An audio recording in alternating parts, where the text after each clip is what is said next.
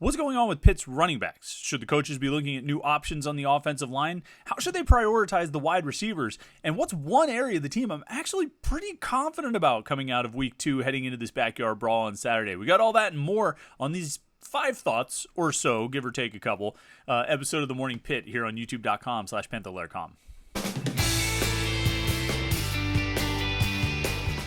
All right, it's Wednesday. It's the midweek edition of the Morning Pitt here on youtube.com/Panther-Lair.com. I'm Chris Peak from Panther-Lair.com. Of course, you know that.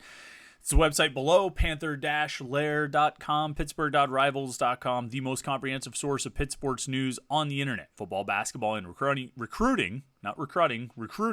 You find it all at Panther-Lair.com, Pittsburgh.rivals.com, and message boards to interact with other Pitt fans. All day, every day, Pitt fans are hanging out on the message boards at Panther-Lair.com, talking about everything going on in the world of Pitt sports, football, basketball, and recruiting. It's all right there.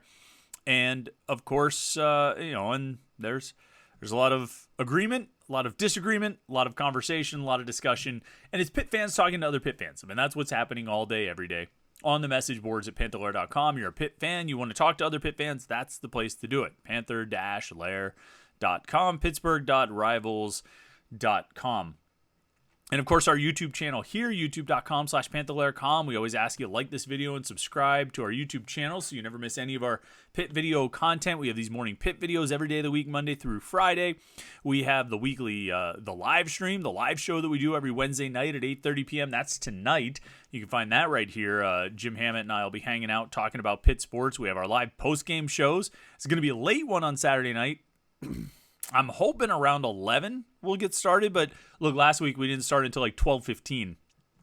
And you guys were all troopers. You hung out. And believe me, the one after North Carolina, now that that's an 8 o'clock kickoff, that's going to be a really late post-game show. But it'll be fun. I mean, look, you get done watching the game, you get home from the game this Saturday, you get done watching it on TV, and then you go click into the live stream, and we all drink and talk about Pitt, which sometimes you got to do both together, but it's a lot of fun. We have a good time in the live streams, and you don't want to miss it. Believe me, you want to be a part of it. They're a lot of fun to do. You have your comments and your questions. I tell you what I think about the game. You tell me what you think about the game, and we go back and forth for a little while right here at youtube.com/Panther-Lair.com. So like this video and subscribe, and then you won't miss any of it. All right, so did this last week. I think it was on Wednesday or Thursday. 5 thoughts. Just 5 topics to cover heading into that Cincinnati game, and now we're going to do it again because I got 5 things that I wrote down here that I thought we could talk about. 5 things heading into this game, and the first one, kind of like I mentioned right off the bat, is the running backs, and I've been looking at this a lot and thinking about it a lot because it just didn't make sense to me how you ended up with the 3 running backs, Rodney Hammond, Sebo Flemister, and Daniel Carter, getting 6 carries each in that game against Cincinnati. It doesn't make sense. It doesn't make sense that the run game would be that underutilized and that devalued that you only give those guys a total of 18 carries. I mean, raise your hand if in the offseason at any point I told you, hey, Pitt's going to have a game where all of their running backs combined get 18 carries. Raise your hand if you would have believed me. Or if you would have said, Chris, are you kidding me? This is Frank Cignetti's offense with Pat Narduzzi as the head coach. They are definitely running the ball more than 20 times. The over-under would probably be like 26.5 or something like that. I got to write that down. We'll actually do that tonight on the live show. I'll ask Jim what he thinks of 26.5 for running back carries in the backyard brawl.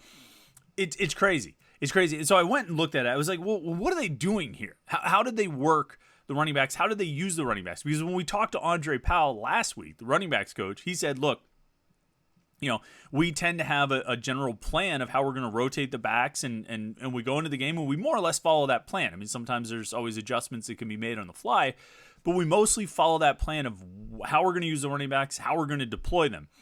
And that that doesn't entirely explain the low number of carries, but I think it's interesting to look at how they use the backs, what the actual rotation was, because as I broke it down from the notes, and somebody asked me the other day, like, don't you trust Pitt's box score? And I have Pitt's official game book here. This is all the play-by-play and everything. It's just great. But when I watch the game, I also take notes on all the personnel and everything. And so looking at the personnel notes, it's pretty clear what the plan was. The plan was a rotation between Rodney Hammond and Sebo Flemister every other drive. just alternating back and forth with Daniel Carter as the third down back. So first drive of the game, Pitt comes out, Rodney Hammond's on the field. They get into 3rd and 10, and here comes Daniel Carter. Second drive, it's Sibo Flemister. They get into 3rd and 6. Here comes Daniel Carter. And it went that way pretty much without fail. Final drive of the first half, they had Daniel Carter out there to start the drive. It ended up being about a 10-play drive. Carter got 5 of those plays. Rodney Hammond got 2. Sibo Flemister got 3. So they kind of rotated a little bit, maybe because it was a longer drive. But even into the second half, it was Hammond, Flemister, Hammond, Flemister, Hammond, Flemister. With very little, again, the second drive of the second half was a 10-play drive, so Flemister and Carter got 4 carries each, and Hammond got 2.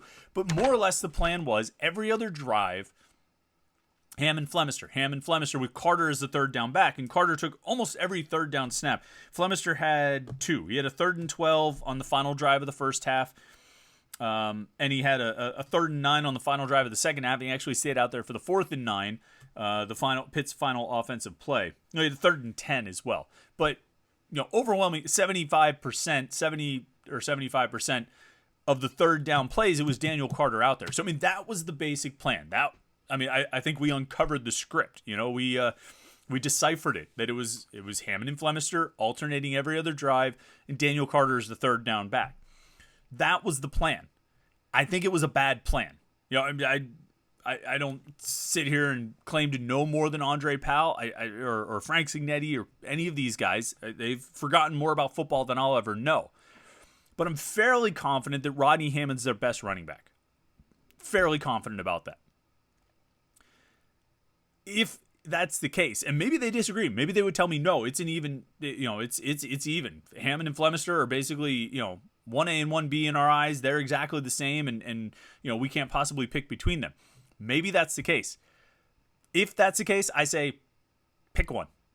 I think it's really hard for a running back. It's one of those old cliches in football that a running back's got to get going, got to get consecutive carries and an extended amount of carries so they can really get into a rhythm and a groove. Alternating every other drive, I don't think that gives the running back an opportunity to do that, particularly not when you go 3 and out on the first 2 possessions. I don't think you really gave Rodney Hammond or Sibo Flemister a chance to get in any kind of groove. Obviously not Hammond when you throw the ball 3 times on the first possession, and he's out there for the first 2 snaps of that, and not Flemister when he took 2 handoffs on his first drive and then came out and Daniel Carter came in. I mean, if it was me, I would have Hammond going 2 possessions and then Flemister getting a possession. I would alternate 2-for-1s. I would do the old Penn State offer to Pitt and do a 2-for-1. And especially even if I wanted to go into this game alternating back and forth, if Rodney Hammond's out there and his first possession is a 3 and out and he doesn't get any carries, I'm sending him back out for another one. I'm calling an audible. I know I got my plan and all that stuff, but you've got to be able and willing to shift from that plan. And Andre Powell said last week that they are and they do. Well, you needed to do it then, because I do think he's your best back, and you really didn't give him any opportunity to show it. With this alternating if you want to keep Daniel Carter as your third down back, which Powell said last week they don't have a third down back per se, but they very clearly had someone they had designated in that role in this game on Saturday. You want to keep Daniel Carter in that role, that's fine. If you feel like he's your best blocker or whatever it is, that's fine. Personally, I'd like someone who can catch passes, but they would have to actually be targeted in the passing game to show that. They were targeted a lot against Wofford, not so much against Cincinnati. But if you want to keep Carter as your fourth down back or third down back, that's fine. You need consistency with your first and second down back. You need consistency with the guy that you're going to start and the drive with and lean on. And I don't think they really had that. I talked a lot in the offseason about how Izzy Abanikanda got north of like 60% of the carries when he was in the games he played. I think it was like 62 or 65% it might have been. Huge percentage. And I said all offseason, I don't think it's going to be like that. I don't think Rodney Hammond's going to get 65% of the carries in the games he plays. But he needs to get more than the 22% he got so far, or actually the 22% he has gotten so far. When you look at the carries, I think Daniel Carter there's 50 total rushing attempts among those 3 guys. And I feel like Carter has like 17. I think Sibo has 15 and Rodney Hammond has 12 or 11. So there's 22% of the carries going to the guy who I think is their best back. And maybe those numbers will even out a little bit. Daniel Carter gets extended work time and extended play calls for him in the the FCS game and all that stuff. That's fine. Maybe the numbers will even out a little bit. But even to give him a 33% share in the Cincinnati game, I think is too imbalanced, or too balanced, I should say. Rodney Hammond should be getting more than that. I think he is their best back. Now, maybe I'm completely wrong. Maybe if Andre Powell was watching this, or if he was sitting right next to me, he would slap me in the face and be like, "You're an idiot. You don't know what you're talking about. Sebo's a better option. Daniel's a better option. Or they're at least all equal." That's fine. Even if they're all equal, you need to give them an opportunity. You need to pick somebody and give them an opportunity to get going. Not just a 3 and out, of which he plays 2 plays, and then he's on the bench until the 3rd drive. And he stays out there for a little while and still didn't even get a carry. Just looking back over the play-by-play. Rodney Hammond plays the first 2 snaps of the game. Doesn't play on the 2nd drive. Comes out on the 3rd drive. 1st and 10, they have a false start. 1st and 15, they throw a pass. 2nd and 15, Phil Dracovic runs. 3rd and 9 is the heaved Kanate Mumfield, the punt, the arm punt that his own guy caught. 1st and 10, finally, on the 6th snap where Rodney Hammond is on the field, he gets a handoff, and he bounces it outside to the left and goes for 11 yards. I know I said yesterday I try not to question personnel decisions, and the coaches have a lot more information, but holy cow, man, you didn't give the ball to the guy who seems to be your best running back, and when you finally did, he bounces it out and gets 11 yards on his first carry. I'm not a smart man, but it seems like that might be the move. So they're going to have to figure that out. I'm going to be really interested to see what they do this week, how they rotate the backs, and whether they try and give him more opportunities. All right, second thing, offensive line. Again, I try not to get too deep on the personnel things. Coaches know, the coaches have more information. They do know more than we do in terms of knowing what these players do and what they're capable of and how they practice and how they study and their knowledge and all those things. It's hard for me to believe you can't find a spot for Ryan Baer. Even if you want to keep him at tackle, even if you just want him to keep learning tackle, they experimented with him at guard in the spring. In the summer, they just decided they want to keep him at tackle. If you want to keep him at tackle, that's fine. Then move Branson Taylor inside to guard. Or move Matt Gonsalves. I wouldn't recommend moving Matt Gonsalves inside to guard, but move Branson Taylor inside to guard. You can't convince me that Ryan Baer is not one of the 5 best offensive linemen on this team.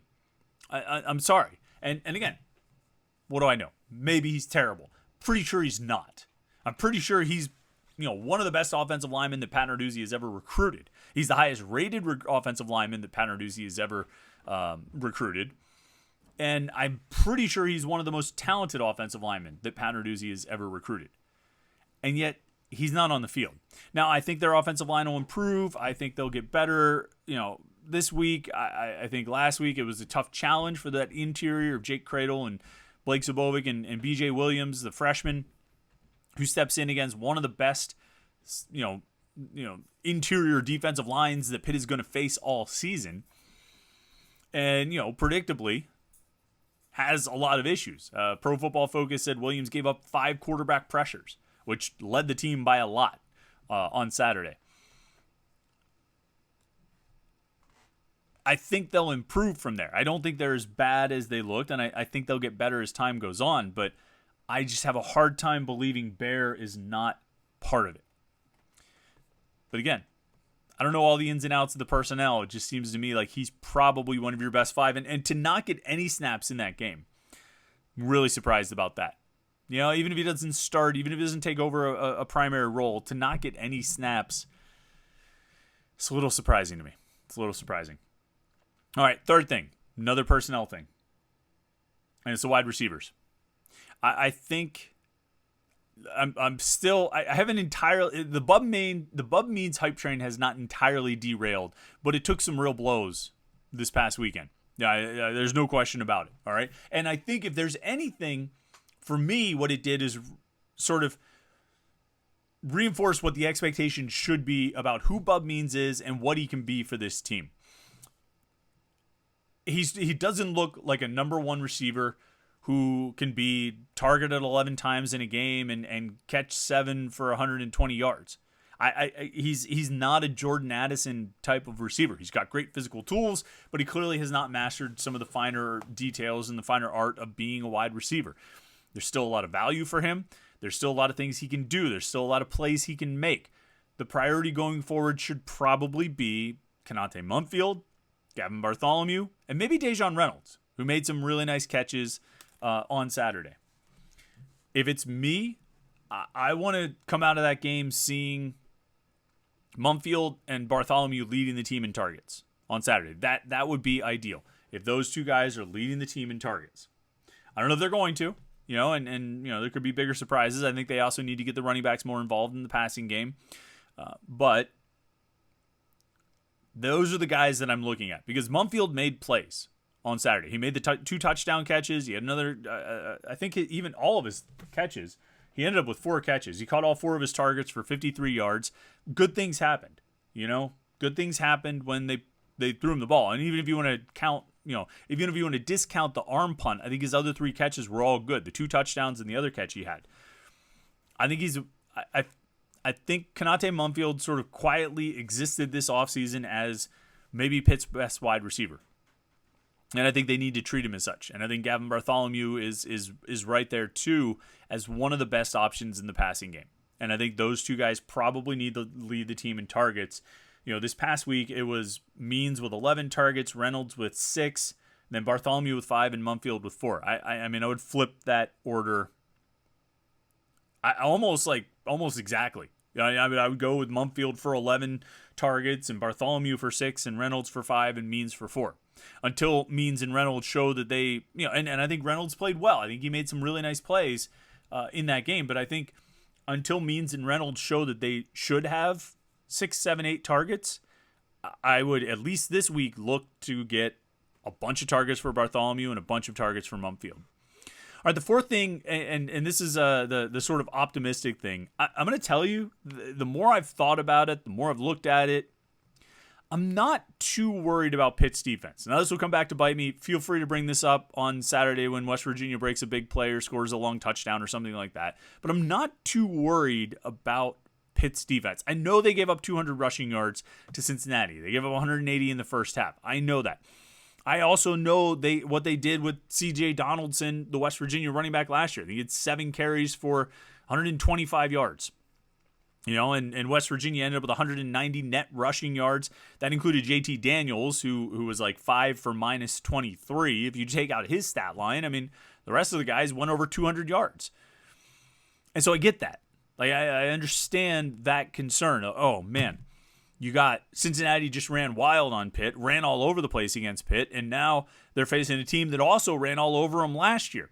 But here's what I would say. And there's a similarity between the Cincinnati game this past Saturday and the West Virginia game a year ago. The similarity is that both were basically the first game. West Virginia was the season opener. Cincinnati was the first real game where Pitt was trying to do its real things, playing against a real opponent. And I think you saw similar results. Donaldson kind of came out of nowhere, surprised a lot of people, and I don't even know if Pitt was expecting him to do what he did or be as good as he was. But yeah, they got beat up on that, and they had, I think they had miscommunications, they had bad fits, not reading their keys well. A lot of the little detail things that can happen in a first game did happen last year in the West Virginia game, and I think they happened on Saturday against Cincinnati. Now, last year, they followed up the West Virginia game with a game against Tennessee. Tennessee had 91 net rushing yards on 35 rushing attempts. That's an average of 2.6 yards per carry. Now, Hendon Hooker had 15 rushing attempts for 27 yards. If there were a handful of sacks in there. If you just want to look at running backs, Jalen Wright and Jabari Small were 19 for 64. 19 carries, 64 yards. That's, do the math on that? 50 says it's a little more than 3 yards per carry, right around there. Pitt locked it down. And it wasn't just because Tennessee was throwing the ball a lot. Yeah, Hendon Hooker threw 42 passes. They had 325 passing yards. But Tennessee ended up being a top 30 rushing offense last year. I think they were number 26 in the nation in rushing yards per game. Pitt more or less kept their running game under control. Because it was week 2. Because they went out, they played their first game. Kind of like Pat Narduzzi said on Monday, that first game really kind of shows you where your problems are and shows you the things that you need to get cleaned up, things you didn't realize you needed to get cleaned up when you played, your opener against an FCS team, or when you were just coming out of training camp in the case of last season. That first game shows you the things that you need to get cleaned up. I think Pitt got those lessons from the West Virginia game last year, and I think they got the lessons from the Cincinnati game this past week. The coaches and the players alike, I think, came out of it with a better understanding of what they need to do, when they need to do it, and how they need to do it. And I think the coaches came out with a better understanding of what they needed to emphasize and where they really needed to clean up. This is going from the second game to the third game. There's that old football cliche about you make your biggest improvements from week 1 to week 2. In a lot of respects, this is week 1 to week 2. I know it's week 2 to week 3, second game to third game. But in a lot of ways, in terms of real opponents, this is Pitt's second game. This West Virginia game following the Cincinnati game. I expect the defense to make a lot of improvements here. Still have my questions about the defensive line, but I think the back seven in particular, some of the guys on the defensive line, are pretty good. I think they're talented players. And I think when they clean up some of those details and clean up their keys and all those things that they always talk about in communication, I think they'll play better. And I think they'll play better against West Virginia, particularly in stopping the run, better than they did against Cincinnati. All right, the fifth thing, and we should touch on it just because it's been a topic this week, and I'm sort of late getting to it, but the booing. And, I touch on it just because, obviously, Phil Dracovic had the quote after the game. Pat Narduzzi was asked about Dracovic's quote, and then the booing itself during his Monday press conference. I'll say this. Fans can do what they like. I mean, honestly, I haven't... I'm trying to think if I'm sure I've booed. I've been to enough Pirates games over the years. I'm sure I booed at some point, booed the home team. I'm positive I did. I went to lots of Pirates games between 2000 and 2010 or so, between 1997 and 2010. So I went to lots of Pirates games, and I'm sure I booed during that. You pay your ticket, you buy your ticket, you take the ride. You're in there, you want to boo. That's your prerogative. I don't think there's anything wrong with it. You can say whether it's whether you would or wouldn't do it, but someone else wants to, go ahead. I think Phil Dracovic probably needs to stay above the fray in that one. His answer probably should be similar to some parts of Pat Narduzzi's answer of, well, fans are passionate, and that's what fans do, and I appreciate their passion.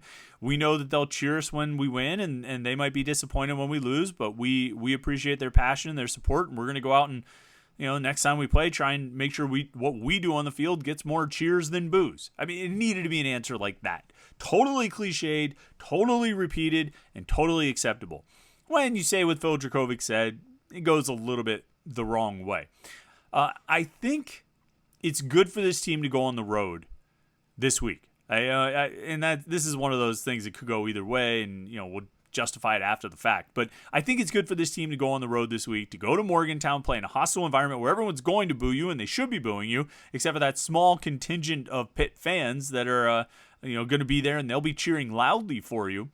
I think it's good for this team to get out of Acrisure Stadium and go there, go to Morgantown, potentially have a good outcome, and then come back and host North Carolina and hope you don't throw an interception on the first pass and get a bunch of boos again. But I think it'll be good just to get away. There's bad vibes at Acrisure Stadium right now, certainly for the college team and the pro team. Get out of town. Go play on the road in a hostile environment. You can really kind of circle the wagons, we not me, and all that stuff. And, I think in some ways it's a better atmosphere and environment to play in than Acrisure would be right now, in my opinion. But that's just my take on the booing thing. If you want to boo, boo, Thing is, you're a fan. You're going to follow the team no matter what. All right, since you're going to follow the team no matter what, you need to follow it right there at Panther-Lair.com. Panther-Lair.com, Pittsburgh.rivals.com, the most comprehensive source of Pitt sports news on the internet, football, basketball, and recruiting. You find it all at Panther-Lair.com and message boards to interact with hundreds and thousands of other Pitt fans. All day, every day, Panther-Lair.com, Pittsburgh.rivals.com. And our YouTube channel right here, youtube.com/Panther-Lair.com. Make sure you like this video and subscribe so you don't miss any of our exclusive Pitt video content. Don't forget the live show tonight, 8:30 p.m. Me and Jim Hammett will be hanging out, talking to you, so that'll be a lot of fun. Tune in with your comments and questions. Yeah, I hope you've had a good week so far. We're already at the midpoint of the week, just a couple more days until the brawl. I'm excited. I think you probably are too. So let's keep talking about it right here and on Panther-Lair.com. And yeah, we'll talk to you at the live show tonight, and then we'll see you tomorrow for the Morning Pit right here, youtube.com/Panther-Lair.com.